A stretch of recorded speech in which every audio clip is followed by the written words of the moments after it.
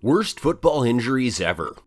Football is a high-contact sport with a high amount of dangerous injuries. In athletics, the risk is unavoidable. Minor injuries heal quickly, but certain injuries are so severe that they risk players' lives and cause them to lose their professional careers. Good day, boys and girls. How does a giveaway sound? It includes a PS5, Nintendo Switch, and any football jersey of your choice. Subscribe to our channel, and while you're at it, go check out our Instagram page, kick_off_football_, and follow us on Instagram. One of you lucky guys is gonna win that PS5 you've been wishing for. After subscribing to our channel, leave a comment below.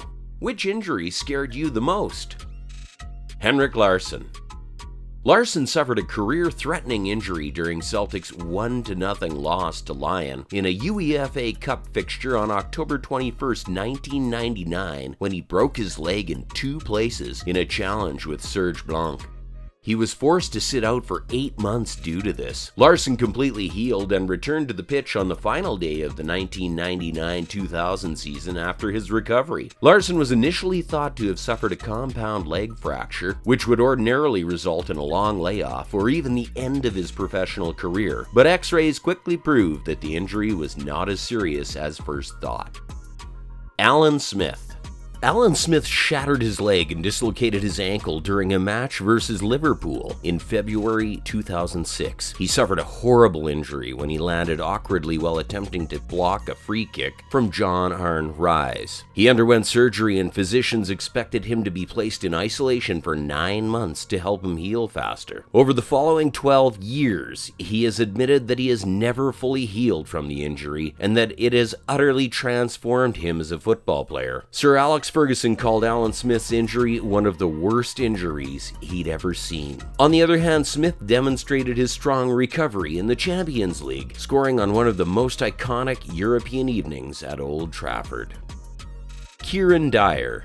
Kieron Dyer, a midfielder for West Ham United, suffered numerous injuries throughout his career, the worst of which occurred when he shattered his right leg in two places below the knee. Kieron Dyer of West Ham United suffered a double leg fracture in a Carling Cup match against Bristol Rovers in August 2007. Dyer was stretched off with his right leg fractured in two places below the knee due to a challenge by Rovers left winger Joe Jacobson, and was taken to hospital immediately. Alan Kirbishley, the West Ham manager at the time, believed Jacobson's challenge was rash. He suffered a significant injury and was forced to sit out the entire 2007-2008 season. His career was still being harmed 17 months after the awful injury. In a 2018 piece for the Daily Mail, he stated that retiring was a relief for him. Dyer has only appeared in 16 games for the Hammers since then.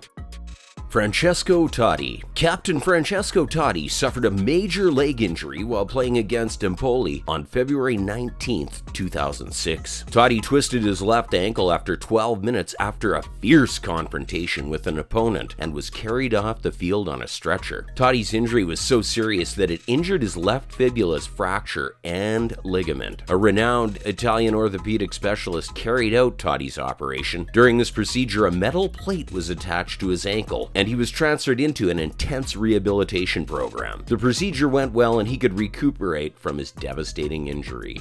Djibril Cisse.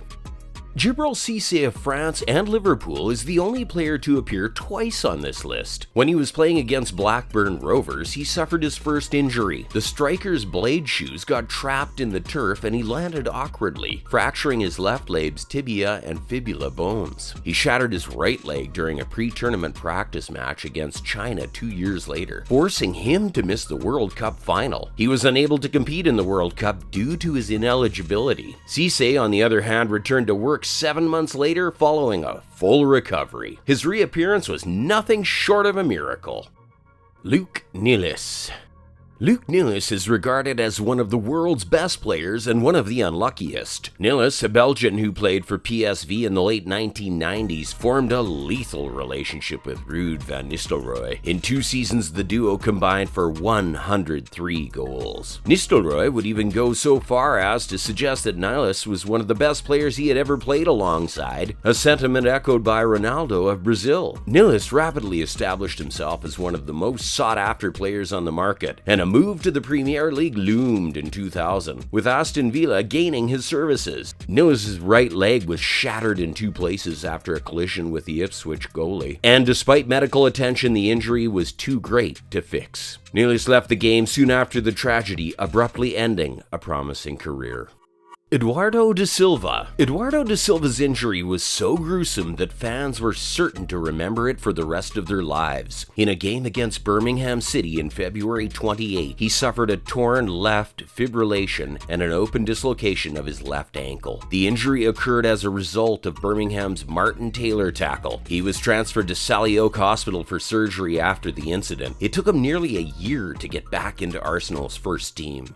Alf-Inge Haaland. Who can forget the great duel between Manchester United's Roy Keane and Manchester City's Alf Haaland? It's one of football's most bruising rivalries, and Roy Keane's revelation in his autobiography that he purposefully injured Haaland added to the intrigue. But the fact is that Alf Haaland was booted severely in the right knee by Roy Keane, and Haaland retired a few games later due to left knee problems. Is it possible that Haaland's career did not end prematurely due to Keane's tackle?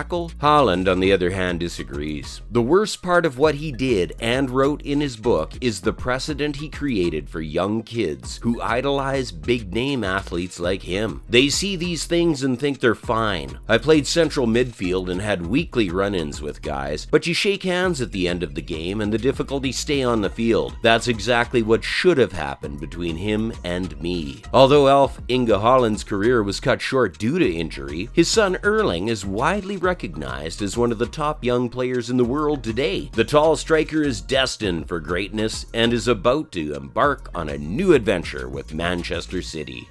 David Busst. The career-ending injury to David Busst is largely regarded as the worst in football history. It happened in a Premier League match between Bust's Coventry City and Manchester United in April 1996. A defender named Busst had gone up for a corner kick. After United goalkeeper Peter Schmeichel made a save, Busst dashed in to put the ball in, colliding with Brian McClare and Dennis Irwin in the process. Bust's frantic waving of his arms drew the teammates' attention to the horrible injury. Several complex fractures in both his tibia and fibula. The injury was so severe that physicians considered amputating Bust's leg at one point. Busst would walk out of the hospital after 26 procedures, but he would never play professional football again, retiring in November 1996 at the age of 29. Busst was not the only one who suffered an injury. When Schmeichel saw Bust's shattered leg, he puked on the pitch. Because of the severity of the injuries, he and several other players were forced to seek counseling. With that, we've come to an end. Let us know your thoughts in the comment section below. Make sure to give us a thumbs up and subscribe to our channel for more exciting content.